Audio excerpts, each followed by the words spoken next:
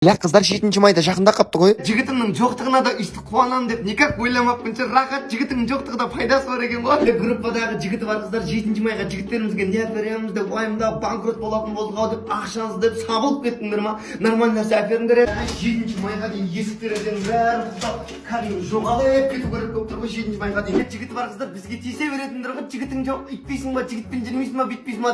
Неғылды үндерің өшіп қапты ғой 7 май жақындап. Іштерің аша батырма бізге қарап. Қайқа баратсың қызы? Жігітіме подарка алуға.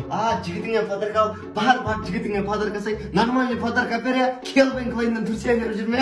Мен рахаттанып жігіт айыншы. Ой, рахаттан жігітің жоқ болған. Рахат ойнайыңыз.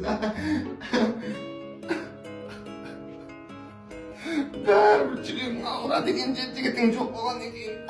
Жалғыз өзің ақ кеткен сияқты. Жігітті алып алу керек еді. Бірақ 7 майдан кейін.